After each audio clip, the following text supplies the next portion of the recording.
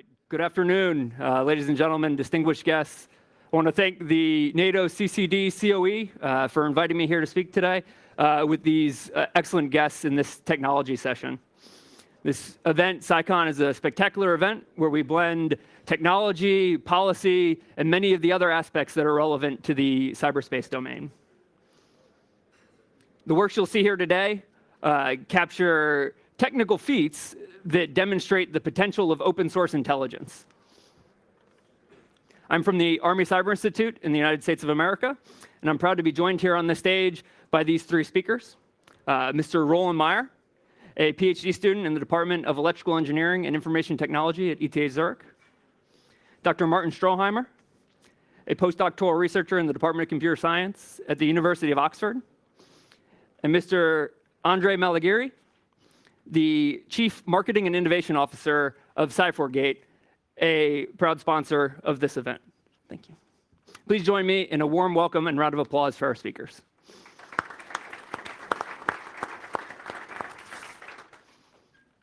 In this session, you'll hear each of these speakers present a piece of work relevant to the potential of the open source intelligence process. Following each of their remarks, they'll be available for questions while their material is still fresh in your mind. So I'd ask you to please think through their presentations how you can challenge them and endeavor to have a discussion on this important topic. Let me now set the stage. Our world is awash with data. With the growing connectivity of devices and increasing digitization, there's an unprecedented level of publicly available information. The president of Estonia put it perfectly this morning in her remarks that perhaps we can acknowledge a new natural law, as sure as the law of gravity, that when she said, if it is on the internet, it is visible. This simple, powerful statement, if it is on the internet, it is visible. We can begin to see the potential of open source intelligence. I'll go one step further and claim that open source intelligence is the process of taking this publicly visible information, analyzing it, and then generating insights, analysis, and value. It's important to highlight that the raw data alone is not sufficient. It's only when it's been processed and analyzed that it can generate intelligence. I'll go one step further and say that intelligence alone, intelligence just for the sake of intelligence, is insufficient. Intelligence is only truly valuable when it is actionable. There's a saying in the military that intelligence drives operations. And I think therein lies where we can see the great potential of open source intelligence. If what we seek is to maximize the effects that we have, both positively, and minimize the risks inherent to this domain, data alone is insufficient. Intelligence alone is insufficient. We must strive to apply open source intelligence to truly deliver those effects and enable operations, whatever your operations may be.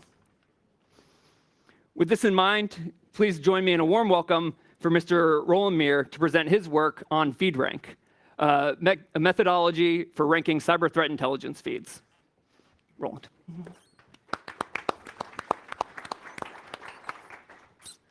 Thank you very much, Roy, and thank you very much, CyCon, for having me today. It's great to present our work on FeedRank, a tamper-resistant method for the ranking of cyber threat intelligence feeds. This is joint work together with Cornelia Scherer and Laura von Bever from ETH Zurich, as well as David Gugelmann from Xeon Analytics and Vincent Lenders from ArmaSwiss. But now, before talking about cyber threat intelligence feeds and how you as a network defender can pick the right sets of feeds to deploy in your network, I want to start with another example, and this is ranking websites. So as you all know, ranking websites is a very important topic, in particular when it comes to search engines, where they need to have a matching or a ranking given a query, which is the most relevant website for this query. Now, a very naive strategy to do this would be to just take the website that has the highest overlap between the search query and the contents of the website. However, this is not going to work, because if I was the operator of this travel website and I offered trips to 4 cities, I would not only describe these 4 cities, but I would just add as many keywords as I can think of, such that if you search for any city or if you also search for videos about cats, you will find text on my website, even though it's not at all about these topics. So the underlying problem there is that there is not necessarily a relation between the content of a website and the relevance for the website for these topics. And the solution that is widely used today is called PageRank, a famous algorithm that is used by Google. And this algorithm does not rank websites based on their content, but based on their relationships with other websites, and in particular based on which other websites provide links to my website, for example. So the intuition is that if a lot of high-quality websites contain links that point to my website, then my website is maybe also of considerable quality. But now let's move from ranking websites to cyber threat intelligence feeds. These feeds are basically lists of IP addresses that are somehow associated with malicious behavior for different categories, for example. There can be a feed listing IP addresses of servers that were used to send spam, of servers that host phishing websites, or of servers that distribute malware of some other kind, or whatever malicious activity. There are feeds that cover them.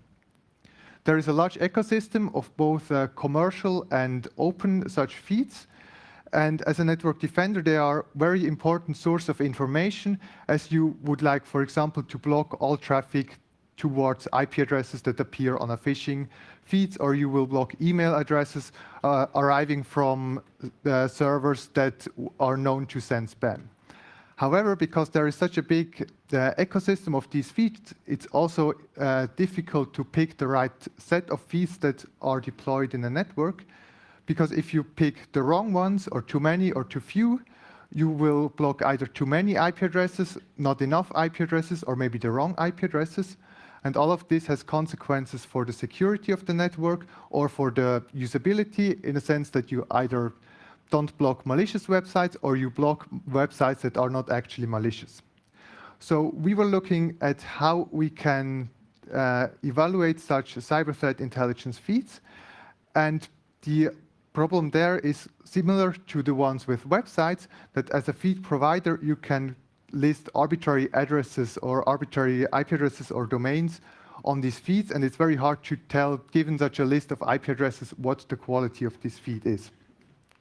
You can also copy entries from other feeds and combine them in your own feed, and the underlying idea behind our approach was that we look at correlations between feeds, and we look at IP addresses that appear on multiple feeds and on the sequence in which they appear on multiple feeds, with the idea that if an IP address is malicious, because it appears on many of these cyber threat intelligence feeds, then we say the first feed that was listing it is probably a good one because it was first, and it was an IP address that was later confirmed by many other feeds.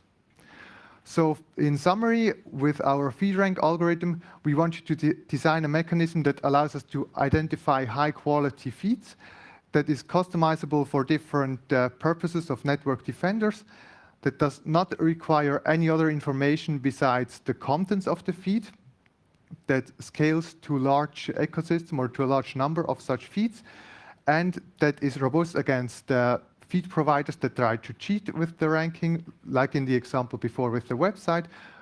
Similar to adding many keywords to a website, you could just add many IP addresses to a website, to a feed, and this feed will appear very big, and maybe some users could think that this is a good feed because of this.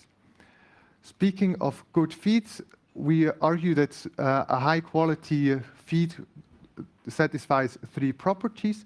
The first one is completeness, that it contains all IP addresses that are malicious at this time. The second property is accuracy, that it does not contain IP addresses that are not malicious. And the third one is speed, in the sense that if a device or an IP address becomes malicious, it should be listed on the cyber threat intelligence feed as soon as possible. The underlying architecture behind FeedRank is shown here. So we first start with collecting input data. Then we perform two kinds of analysis, one for correlations between feeds, another one for the contribution of each individual feed. And based on these two analyses, we can compute a final ranking of all the considered feeds. And I will now go into each of these steps in a bit more details. First, regarding the input, there is not much to say there. All we need is at least 2 snapshots of the cyber threat intelligence feeds that you want to consider in your network, and the 2 snapshots being taken at 2 different points in time, while the time between the 2 snapshots should be chosen such that the feeds have the chance to update in between. So in our case, we collect many snapshots with 1 hour in between them. Then second, we go a bit more into the details of the correlation analysis.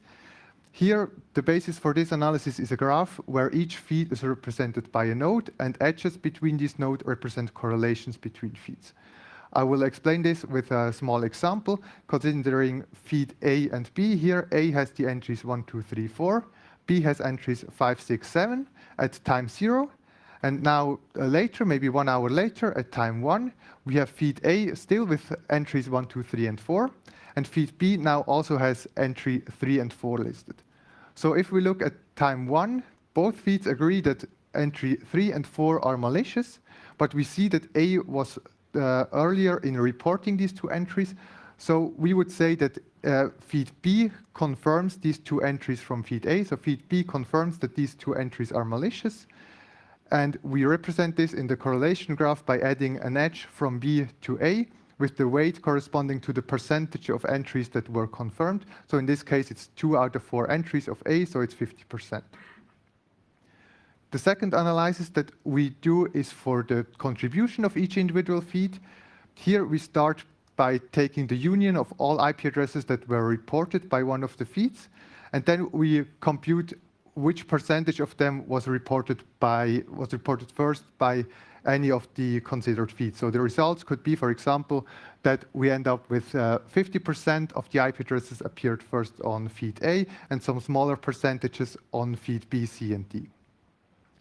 Based on these 2 rankings, one can then compute a final score for each feed, either by just computing a weighted average between the scores of the correlation graph, on which we run a weighted version of the PageRank algorithm, and on the contribution score, or one can combine these 2 metrics in a more sophisticated way. So coming back to the 3 properties that I mentioned in the beginning, completeness, accuracy, and speed, we see that completeness is represented in the contribution analysis, while accuracy and speed are represented in the correlation graph, where the accuracy is represented in the edge weights, which say how many entries of one feed are confirmed by another feed, and the speed is represented in the correlation graph by the edge directions, which point to the feed that was faster in listing the entries. I also said that we want to design feed rank in a way that is robust against malicious feeds that try to improve their ranking. So the scenario is that I, for example, have my own feed. I have a list of IP addresses. Now, what can I do to improve my score in this scheme? I can either add entries, I can remove entries, or I can combine this and replace entries. However, all these strategies will not be successful because first, if I add entries, I somehow need a way to select them. If I pick them at random, they will not be confirmed by any other feeds, so they will not help me. If I copy these entries from other feeds, then I will always be slower than the other feeds, so it doesn't help me either. The second one, for removing entries, I can be lucky and remove the good entries, so the IP addresses that are confirmed by other feeds. In this case, I improve my score, but then I'm not really cheating because I'm really improving the quality of my feed. And if I'm unlucky and I remove entries, I remove the good entries that were confirmed by other feeds, then my score obviously decreases. And finally, replacing entries is just a combination of the above 2 strategies. In the last part, I want to give some insights in the evaluation that we did. Unfortunately, I don't have time to describe everything here, but I want to briefly describe the data set that we used and then show the results of the contribution analysis of this data set, as well as the impact of malicious feeds in both with feed rank and with some individual, more easy to compute ranking schemes. If you are interested in the other evaluations, please have a look at the paper or talk to us. The first 4 authors of the paper are all here, so please ping us. In the paper, we also show the 2 case studies where we precisely describe how network defenders could use feed rank to select feeds for different purposes. So the dataset that we used for the evaluation consists of 27 freely available IP address feeds of various size, between only 20 entries and 50,000 entries. Amongst others, they are from these providers that are shown here. All of the providers provide more than 1 feed. And in addition to these real feeds, we also analyze the impact of dishonest feeds, so feeds that try to cheat with the ranking. And these feeds we generated ourselves. The first one, we call it random feed, which has 50,000 IP addresses that were chosen at random. And the second one is called copy feed, which copies the entries from the best 2 real feeds and distributes them as its own entries. So for the contribution, we can see that FeedRank allows to pick the best feeds with respect to contribution. So in our data set, by picking the best feeds according to our ranking, the 5 best feeds contribute 80% of all IP addresses. Of course, this depends on the data set that you use, but it's also interesting to see that only the size of a feed is not a good metric to pick feeds because of the large overlap between some of the feeds, and this you can see with FeedRank. The other experiment that I want to show is to show the temporal resistance of FeedRank compared to individual metrics. These individual metrics that we consider were the feed size, so the number of entries listed, and the update rate in terms of how many IP addresses are added and removed over a certain time interval. And we see that for these individual metrics, we have the good or the malicious feeds scoring very well, while for FeedRank, we have the real feeds scoring well and the malicious feeds scoring at very bad positions.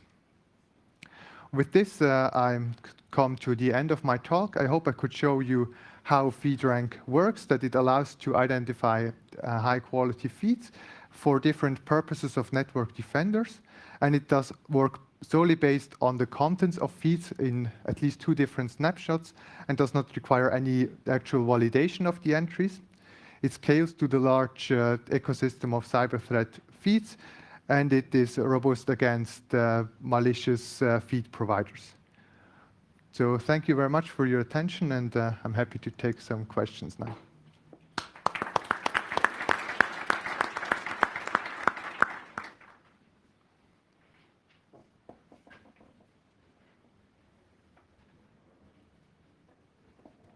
Any questions?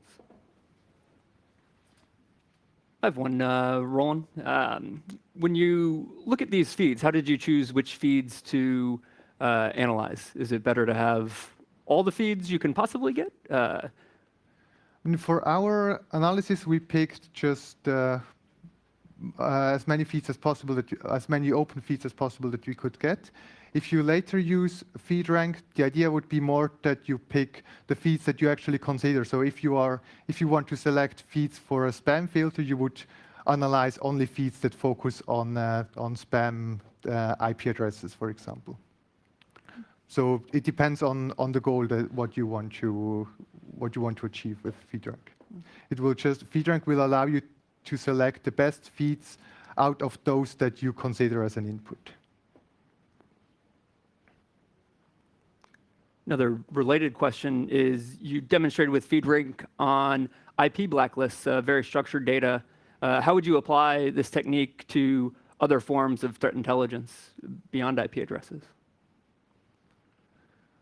Well, as long as you have a list of entries, so if this is IP addresses or domains or other distinct entries, the technology does not really change. So we compare if the entries appear on one feed and later on other feeds. So if this is an IP address or a domain name, for example, this has not really an impact. there any other questions? Yep, you, sir, in the back. I'm wondering if you compared your model to other feed scoring models. So the one particularly I'm thinking about is Alex Pinto's Threat IQ, where he looks at novelty, overlap, population. But there are a few other ones out there. So far, not as far as I know. So I'm not, unfortunately, not familiar with this exact model, but this would be future work to consider that as well. Yes, thank you. Wonderful. Let's again give Roland great thanks for his presentation. Thank you.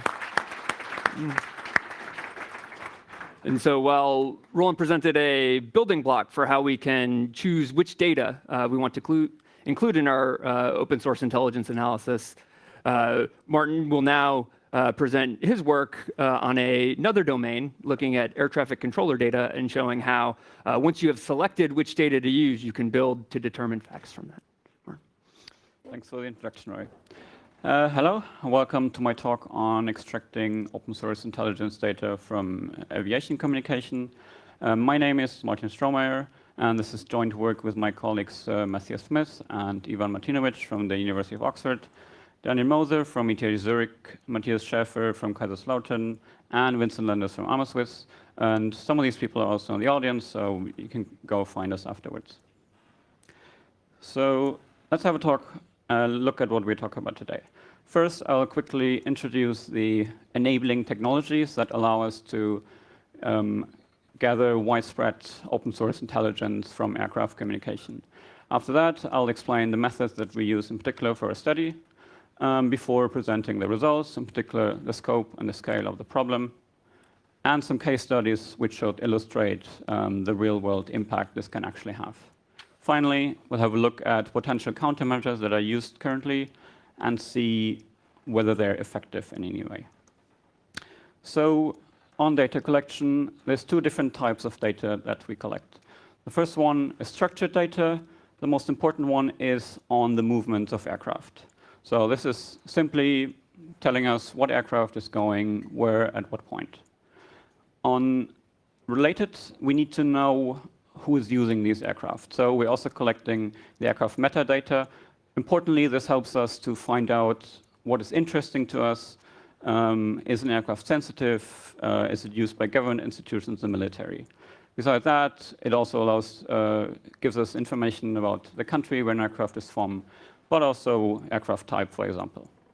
The second type is also some unstructured data that we can get from air traffic communication. Mostly what I'm talking about is free text messages. Of course, there can be all different kinds of interesting content in these. The two main technologies that enable collection of this data are called ACARS and ADSB. And in short, they're both technologies that are broadcast by the aircraft to the ground or anyone who listens. And you can easily receive this with a USB stick, software-defined radio, that can be as cheap as $10. And you can receive all of this communication. It's unencrypted from as far away as 500 kilometers, and even further if satellite communication links are being used. So there are two ways of actually getting this data. The first one, we could deploy our own receivers. As we've seen, this is cheap and easily doable. But this would strictly fall into the realm of signal intelligence, communications intelligence. So that's not the way we pursued it here.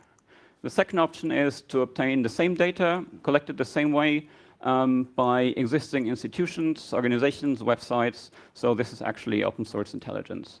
The most well-known of these such institutions is probably Flightradar24, a large commercial website collecting this data. We, however, for our study, got the data from the Open Sky Network, which is a non-profit organization based in Switzerland, which collects air traffic data specifically to help researchers study various things, not only security, privacy, but anything you can do with air traffic data. As you can see here, the focus at the time in particular was on Europe and the US, but this has been widening steadily, and you can get communication from all over the world now, not consistently, but it's a lot. And this is illustrated by our first data set on government aircraft. So what we did is collect the metadata on all government aircraft that we can find from various online sources. I'm not going into the specifics here. You can find how the sources and how we did that in the paper. But suffice to say that we found 113 governments and their aircraft in this data. And indeed, a large majority, 94%, we could actually see during the year 2017 in the Open Sky data. The majority is from Europe, as you can see, 8,000 of the 14,000 flights, but we've seen flights from all corners of the world. This is a visualization of the data set, just showing flights from governments to Europe, different regions, as you can see. Of course, there are hotspots in London, Brussels, Paris, as would be expected, but also Switzerland or Nice. The second data that we examined for the study was the military. We looked at 6,000 aircraft over the course of 1 month. You can see the origin of these aircraft here. Of course, a majority of these comes from the US, reflecting surely the global size of the air forces, but also the coverage area of Open Sky. The next biggest countries were all in Europe, Germany, UK, France, but again, you can see we've had data from countries from all corners. So to illustrate the scale of what can actually be the problem here is we looked first at multilateral meetings. So a meeting was defined as a government or aircraft from 3 or more governments being in the same airport at the same time. So you could expect that there's at least some reason they're there. Of course, on average, there might be some noise in there, but in general, we expect that there's a reason that they end up at the same place at the same time. One illustrative examples of these 164 meetings that we found during 2017 is this example from the end of January in Zurich, where, of course, all of the participants are most likely going to the World Economic Forum in Davos, and Zurich is the closest airport. So as you can see here, there's 12 aircraft landed on the runway in Zurich, and this is basically the point where we lost contact to them. So this is how closely you can track these aircraft. Besides meetings, you can also, or besides multilateral meetings, you can also look at bilateral meetings, which can give away relationships between countries over time. This is a table showing the meetings that we have, or the relationship that we have seen most often in our data. And of course, not all are necessarily very unexpected. For example, Germany and the US having aircraft in the same place is probably not very surprising. They're closely related allies. Same for France and Morocco. Of course, historically, Saudi Arabia and France might be more interesting. But then again, we are not necessarily with this study looking always into the underlying reasons why things happen, or just the why really, which is something that I think Andrea will be trying to address in his talk afterwards. Another example would be looking at where aircraft are actually going over time. So these are the top foreign destinations of 9 different governments, just an example. Again, not everything is very unexpected, at least on aggregate. People going to Brussels, of course, very often in Europe, but also to their neighbors. Not too surprising. But the point is that we can illustrate all of this in very detailed fashion. For example, we can look more closely at what the aircraft of the government in Dubai has done in 2017, seen the landings over time, with the clear hotspots in the UK, in particular in London. So, of course, there are some consequences to these intelligence gatherings, and that's something that we want to illustrate. The most striking example is probably set up by 2 investigative journalists in Geneva. They set up a Twitter bot called Dictator Alert. And what it does is it uses the same technologies that we use here, and looks into all the incoming aircraft into Geneva Airport. It then compares that with a list of authoritarian governments and their aircraft, and automatically tweets out whenever they're incoming or going. And of course, this has attracted some attention over time, and even had some real-world impact, as illustrated here, where the vice president of Equatorial Guinea actually had some assets seized in Geneva, partly because of intelligence gathered through aircraft tracking through these spots. Because these spots, as we know, are actually watched by international organizations and also NGOs looking for reasons for corruption, for example, and use this for the intelligence gathering. We can also, as we see, this can be a problem. So you would think there's some awareness of this problem, and people would try to hide their aircraft from these intelligence gathering undertakings, and they actually do, as we can see, in different ways. One example is this military aircraft, which switches off their positional broadcasts every time they start and land. So it's not something that is possible or really allowed for commercial aircraft, but military aircraft have the capability of doing this. And it is very clear that they do this so people cannot, at least very easily, track where they're going, where they come from. A second and the most notable example of this kind of interest in privacy that people who use their own aircraft have is this one, where on flight radar and many other commercial websites, aircraft are effectively blocked from view and not shown. And this is due to lists provided by the aviation authorities, such as the American FAA. And if you're on these lists, you're either not shown at all, or as in this case, your aircraft is shown and where it's going, but it's anonymized, so we do not know who's actually using this aircraft. And indeed, in our data sets, we find a lot of evidence of this happening. So people clearly care about it. Of all the governments, more than 60% had their aircraft blocked from view on these commercial websites. Of the military, it was even 85% of all aircraft. Beyond this, you can see in the comparison here, the US or the Americas overall have the highest number of blocked aircraft with over 90% and 80% respectively, but it's fairly high across the board.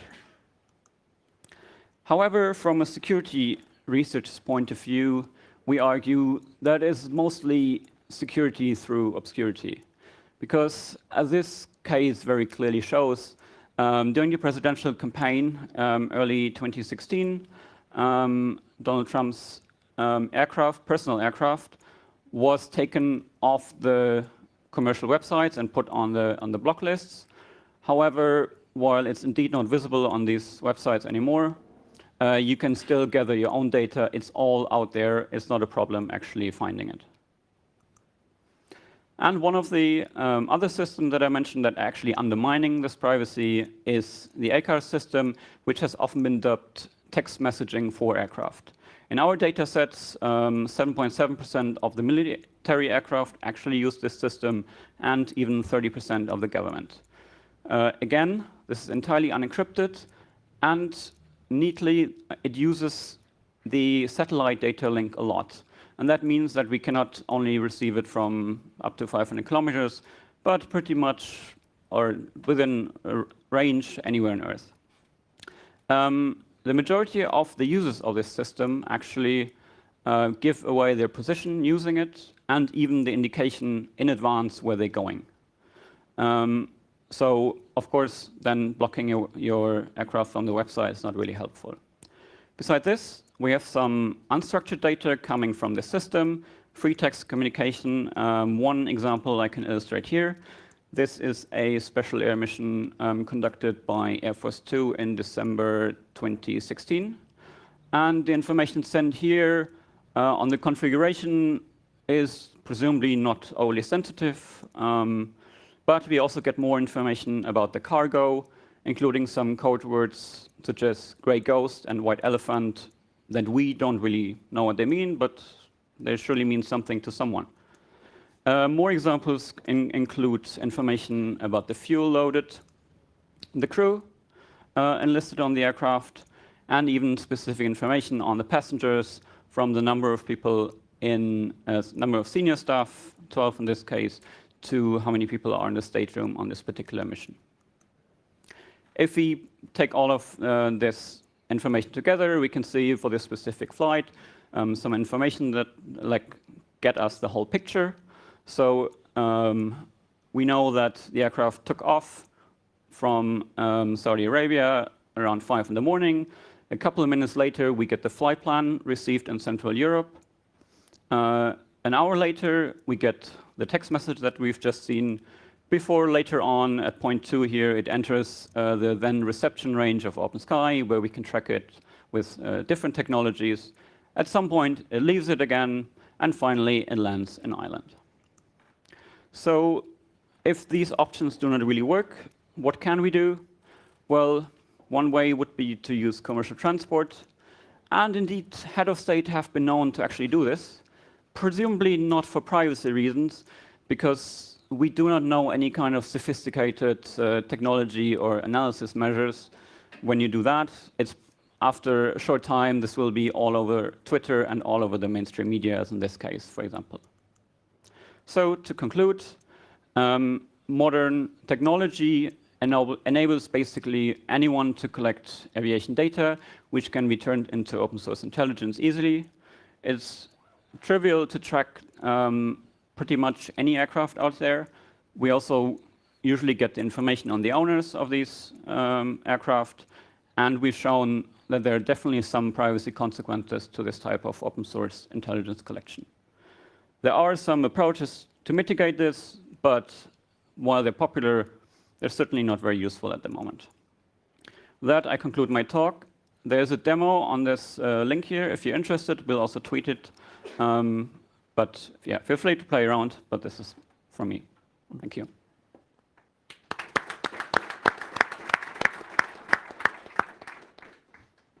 We'll open it up to questions.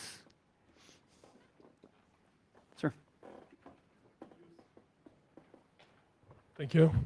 You said at the very beginning that you get some information from the text messages in the open source way, of course. Which one they are? How do you have the value or the trustability of that kind of message? The value or the trust? I mean, exactly. The trustability. Sorry. Yeah. What is the value in terms of trust? On trust, I mean, that's a good question because, of course, since it's all unencrypted, people could also use this for deception. And in this point, of course, let's say if in the example from a military aircraft, they could send this on purpose. Absolutely, we don't know whether the content is true. It's not impossible. Since the system is entirely unencrypted, unauthenticated, you can, in principle, do what you want with it. On the satellite communication, this is at least a little bit more difficult technically than the direct line of sight communication.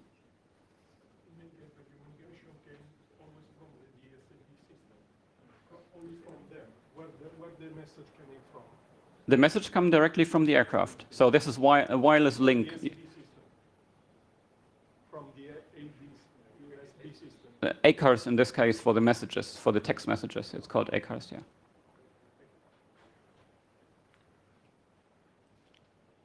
Sure. Question over here. I'm curious, from a logistics and securing logistics and supply chains, have you applied this open source type model and thinking to rail as well as commercial shipping and freight? Not yet. We know people are doing that. So in particular for shipping, I've seen lots of commercial entities. There's a very similar system to ADS-B used for shipping. It's called AIS. And people are absolutely following this to see what's happening on the oceans, in combination with, I think, a lot of satellite photography to see where ships are. But we haven't done this for any other domains yet, no. One question for you, Martin. as you look at this, some people might be surprised that all this information is publicly visible and available. You mentioned that kind of the methodology of obscurity is not a fantastic solution. Do you think there are technical solutions that are feasible? Are there regulatory? Where do you see a way of making progress here? Yeah, I mean, the technical solution is probably what we have been working on for years, informing people not only about the privacy consequences, but the actual security consequences that are very real. You can introduce new technologies.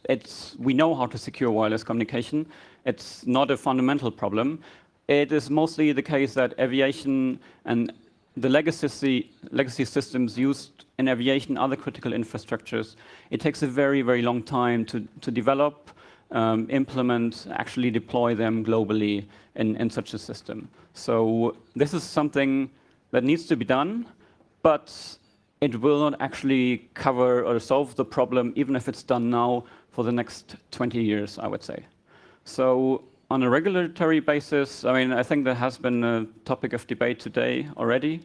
I think there are some countries like the UK who actually have a law against collecting wireless data that is not addressed to you specifically. However, how do you prevent this or even prove this unless you tell anyone? So, I mean, it's not encrypted. So there's potentially some space here to regulate like all these aggregators, but they may also just move to a different country, of course. So this will be very, very difficult. Any other questions? Speaking of these aggregators, what are the incentives for individuals to participate in this? Kind of these networks that are kind of by individuals choosing to join and contribute to OpenSky. Enthusiasm. It is obviously plane spotting, just like train spotting has been. It's a surprisingly large hobby. Like many people are doing this, and it's become much easier than ever. So much of the metadata is collected by people. You can collect this also on Twitter. Let's say people are going to Zurich during the World Economic Forum, looking at all the machines coming in. Maybe, I'm sure people were here at Tallinn Airport. I saw several government machines when I landed, right? So I'm sure there were people there. They collect the call signs, the registrations, and this is posted. And yes, people are very happy to have their own receivers for all this kind of data installed and share it with people. And well, they see the value of this kind of crowdsourcing because if they feed it, they also get the data from everyone else. So they love to do that, yeah. Fantastic. Any other questions? Let's give Martin a hand, please. Yeah.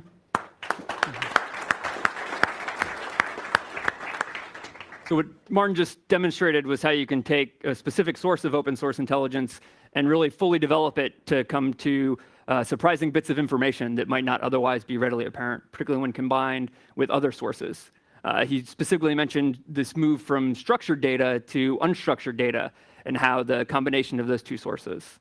Andrea now will provide us a demonstration that really pulls all these aspects together and shows some of the power of open source intelligence, as well as particularly in this unstructured data realm. Okay, thank you. Thank you for your presence. I promised live demo, so just a few slides in order to introduce the topics and then go through immediately to live demo. So last year, I attended this conference, and Robert Cardillo, one of the most brilliant director of the USA intelligence community, said that now we have one data, and in 5 years, we will have 1 million data. So the growth of the data will be from 1 to 1 million. But the most interesting thing is that he needs a lot of analysts. And I'm wondering if Robert Cardillo needs 8 million new analysts, how many analysts must be involved in open source intelligence, social media intelligence, communication intelligence, and so on. And for this reason, Cardillo is changing the NGA strategy, and he decided to invest in AAA technology. So the goal is to implement artificial intelligence, augmentation, and automation. The goals are very obvious. First of all, improve productivity. Second, deal with complexity. And lastly, try to involve the analyst in what the human being can leverage in the best way.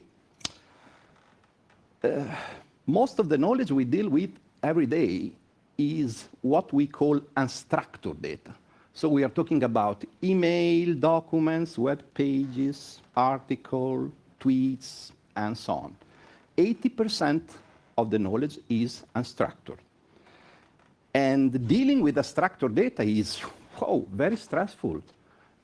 If you have 2 pages with 29 sentences, almost 800 words, manually, you need 30 minutes to extract, to tag all the information you can find here. For example, topics, entities, relationships, and so on. What you can extract. This is a partial list of the type of entities you can find in a document, in a text. Generally speaking, you can extract topics, entities, domain entities, relationship, write print, facts, and so on.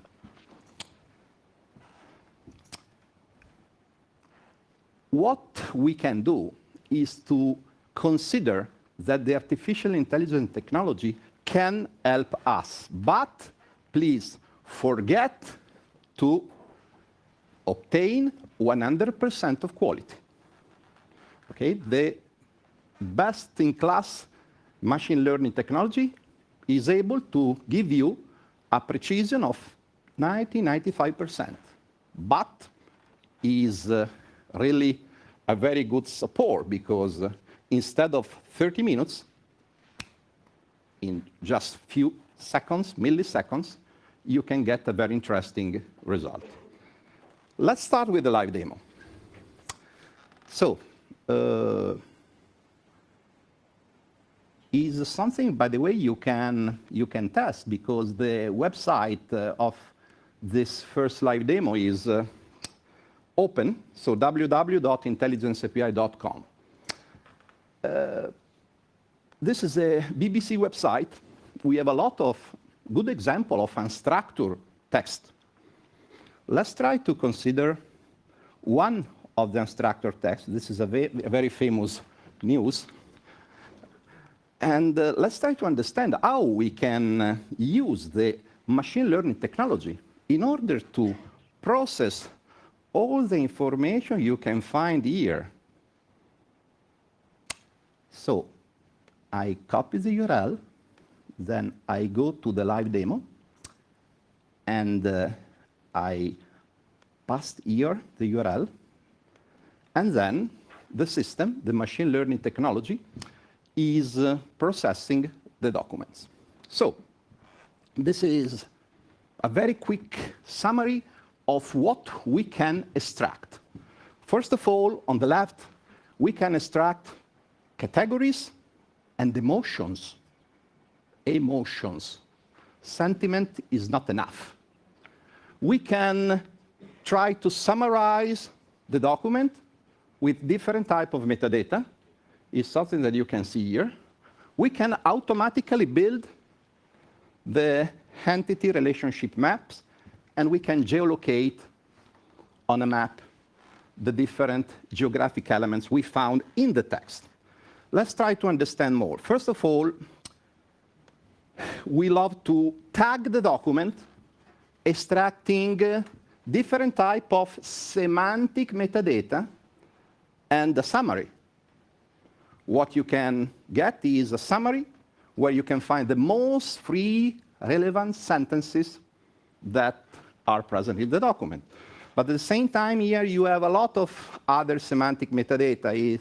is something that we call collocation, concept, lemma, and so on. So, for example, Ukraine Prime Minister Volodymyr Groysman, it is a collocation. Credit card is a good example of a collocation. You have credit, you have card, but credit card together has a specific meaning. The most interesting thing is that the system can understand the topic mentioned in the document. And here on the left, you have the different categories that the system extracted from the document. You have many taxonomies on the left. The first one contains 800 different categories. The second one, crime taxonomy, is for the law enforcement agency, about 40 categories. And then you have terrorism taxonomy, and probably, if we scroll down, we have also geographic taxonomy. Let's try to understand what the machine learning is able to do. Here, for example, we see air and space accident. Take a look at the text. Here, you don't find the keyword air and space accident. You find crashed TU-154. Okay, it is a semantic categorization. If we click on act of terror, if we click on explosive, if we click on homicide, so it's not important to say the document talk about homicide, but it is important for the analyst to go immediately to the specific portion of the document where you find the specific atomic part of the information that is related to the specific topics. So we can categorize with a good quality. We can extract many entities. Take a look. The capability is not simply to extract a proper name, but also he. Okay? So we can deal with a lot of capabilities that you can see here, and this is something that is very useful. What is possible is to extract fact. So we can say that there is an act of terror where the Kremlin is involved. One sentence. And I mentioned the emotion. Why boredom here? Take a look. Become routine. We extract 80 different emotion. It's not so simple because extracting emotion is really very stressful activity to implement in an algorithm, but this is the result. We can obviously build automatically all the connection that we found in the document, correlating the entities with the other entities, with the other relation.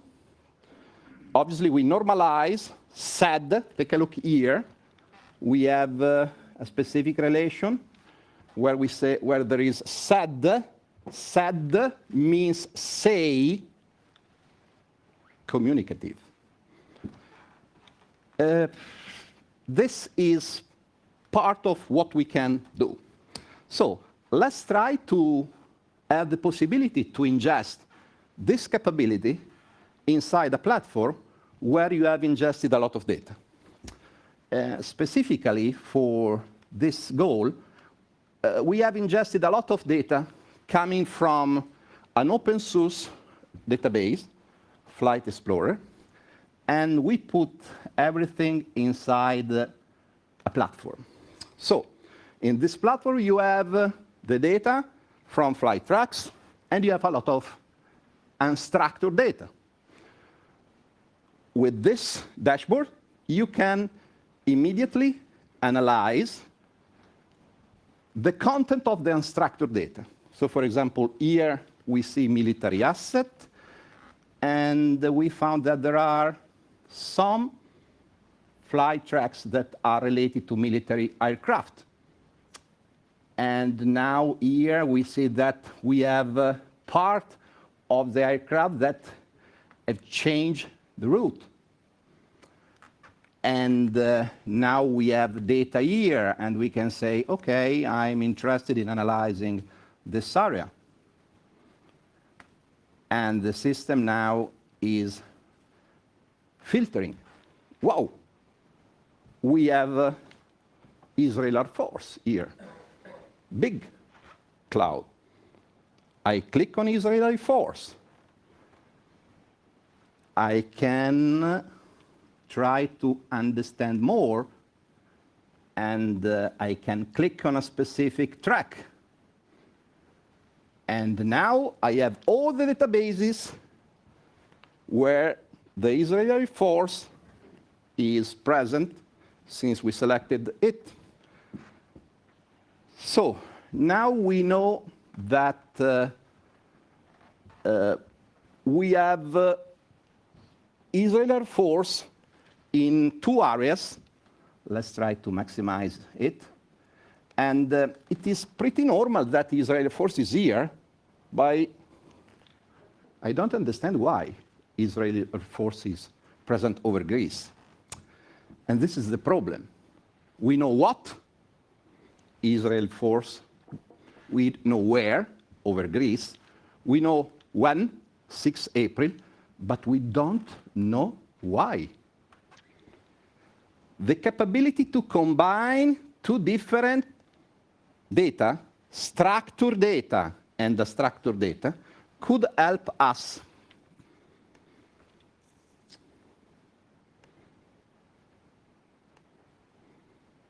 Now I'm asking, please, investigate inside the unstructured document if there is something correlated to Israel Air Force. I have a lot of data. You can see tweet. You can see a lot of data. We have 150 results. I don't want to read all these results.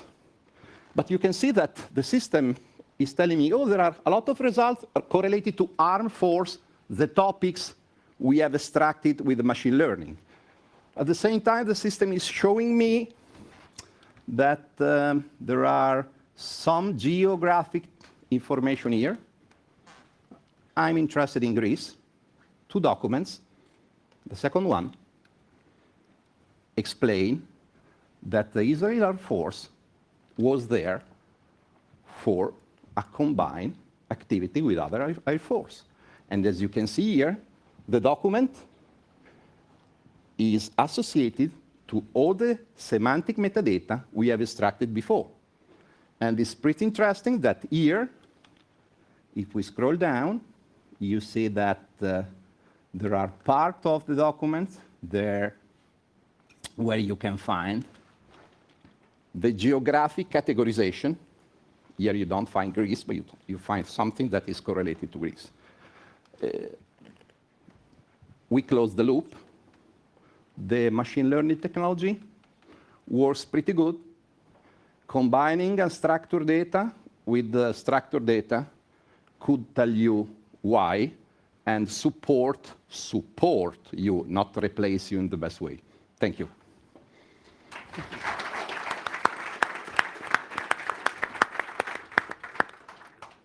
Are there any questions for Andrea?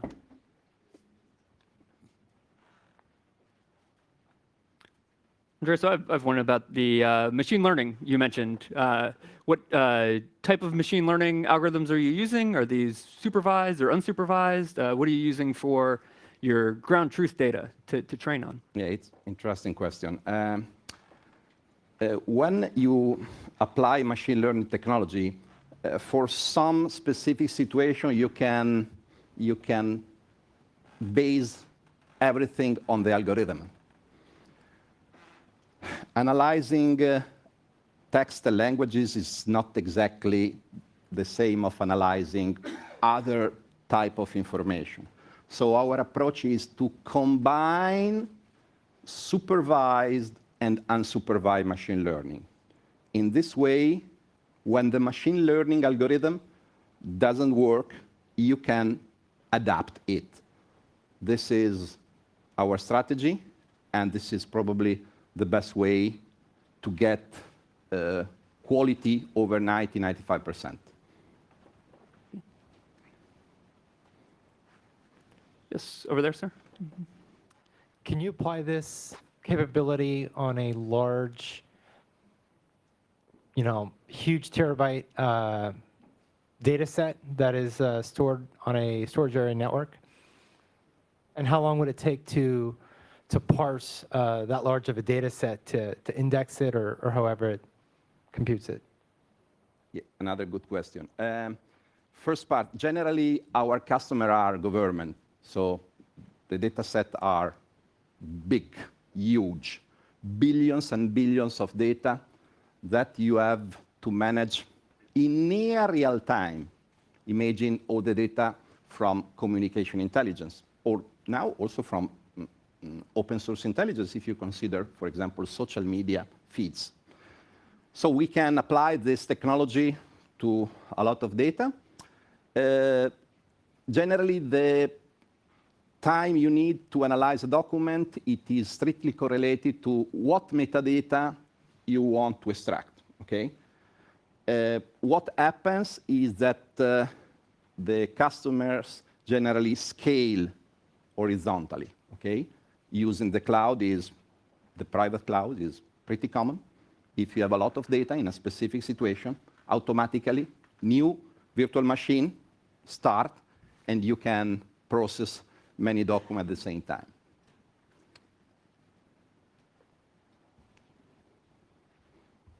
Ma'am, did you have a question?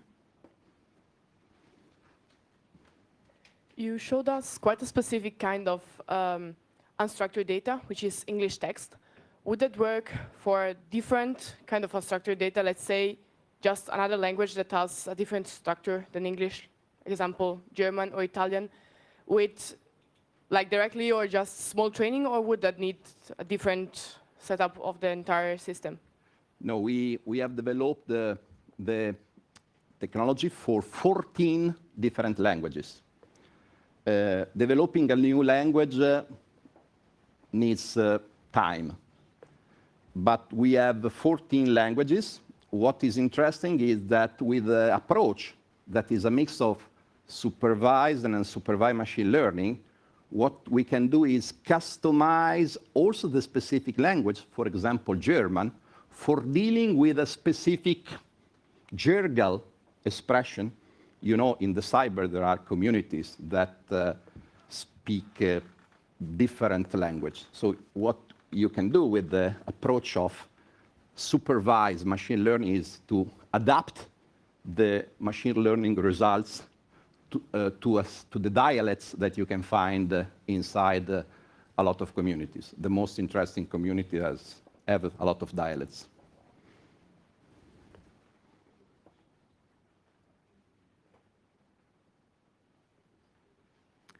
Another question, Andrea. Do you see individuals taking, you mentioned using not just open source intelligence, but also then private data, the benefit of fusing these two sources? How does that work in your experience? Generally, all the customers try to fuse different type of intelligence, different types of data. The main concern is having in the same infrastructure private and open source data. So generally, they have two systems. One works outside the firewall, and then they exploit the data, and the result of the open source intelligence now comes inside the firewall, and then you fuse with the internal data. But this happens frequently. Thank you, Andrea. I think we can now sit down. We can have a little bit of a discussion about open source intelligence amongst the three of us. One theme that's come up is that open source intelligence, while there's a vast amount of data, I think it was mentioned, we may not always know the ground truth or the veracity of this data, and how that may impact the conclusions we can draw. In your specific works, how have you addressed this potential noise in the data or the lack of a known good ground truth? Well, I'll put you on the spot. So in our case, we basically avoided looking at or validating the data as such, it was one of the key design choices to only look at basically the relationships between feeds or the trust of. So there can be if what I've shown that IP addresses appear on multiple feeds in not at the same time. It could be either because one feed is copying from another feed, which can be, or it can be that the two feeds come to the conclusion that these IP addresses are malicious from independent sources. But both of these means that the feed that was first in listing these IP addresses is somehow it was faster, so it's somehow a bit better, and either the others were independent, coming to the same conclusion, or they were copying from this feed, so they implicitly trust this one. But we didn't actually have to validate the correctness of the contents itself. No, but this is an interesting insight that maybe you can indeed sidestep some of this question by relying on that crowdsourced nature. Yes. Yeah, wonderful. Martin, do you have any thoughts kind of in your experience?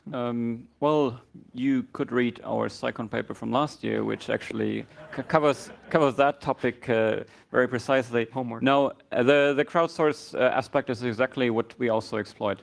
So on the one hand, if you have all of these enthusiasts that I mentioned before, it is possible that some of these people might poison the data. People could actually enter these large crowdsourced networks and send data that is not accurate, right? However, if we have a lot of receivers in the same area, then of course we can cross-validate these things on a network level, on relatively straightforward level. But we can also use physical layer features such as the time the signals need from the position where an aircraft claims to be to the ground. We can usually find that an aircraft is not in the ground if someone sends these signals from the ground, right? It's very far away. And this is actually something that is very, very hard to cheat since you cannot send faster than the speed of light. So that's very difficult. However, of course, on a network level, if your threat model is a government military actor, then it can be very, very difficult. We know their capabilities are extremely large, so they could subvert the network as a whole if they really, really wanted to. But at the moment, I would say that's at least reasonably unlikely, simply because it's not high profile enough. No, it's a fantastic insight. Again, the kind of ability to rely on constraints in the data to pull out some maybe truth or some invariance that you want to enforce. Andre, any further thoughts? Data validation is a central point of all the process we are involved in. Obviously, what I have demonstrated is exactly the exploitation evaluation activity that you can find in all the intelligence cycle activities, and probably is the most common use of what we produce. Wonderful. As is all technologists here presenting largely automated solutions or solutions that are providing technology to tackle this data, where do you see the integration of kind of humans, of analysts, into these processes for your specific fields in order to take the either raw data and the tools that you've provided to generate insights? Andre, I'll leave it to you because you had the... I stress the concept because now there are some IT companies that describe application that can replace the analyst. Fake news. Fake news. The analyst is necessary. The challenge is to use the analyst in the best way. So the analyst must refine the data, but the technology must support the analyst in the best way. Analyzing this type of data and structured data is quite impossible without the human being. I think it's not possible, and analyzing text with different nuances is so difficult. So the analyst will be present also in the future inside the intelligence agency. Not 8 millions, like Cardillo said, but probably some millions will be part of the intelligence community. It's heartening to hear we'll still have jobs in spite of all the automation you're bringing. Don't worry. Martin, I absolutely agree. I mean, I think what I mentioned is that we, or the authors of this study at least, we're computer scientists, all of us who are very technical, so we do develop the methods and try surely to highlight problems, and we know security, we know privacy. However, we're not in the business of actually analyzing the data to this extent. This is something we are definitely interested in. We like applications. It is just not our core business that we usually do. We're happy to collaborate with people on this that are experts, let's say international relations, for example, but this is not we do ourselves. But as you see, clearly, yes, we would need humans to go further with this because we don't have the expertise, and I don't think you can just do this with automatic approaches. wonderful. And then, Roland, I mean, obviously these threat intelligence feeds you identify, they're going to somebody, correct? Yes, exactly. So I think in our case, the human is involved by design of the algorithm. We provide a tool to evaluate feeds, but somebody needs to pick the feeds that are analyzed. So if you pick phishing feeds and you will FeedRank will tell you maybe the best ones amongst them, but then if you use them in your spam filter, it will not work.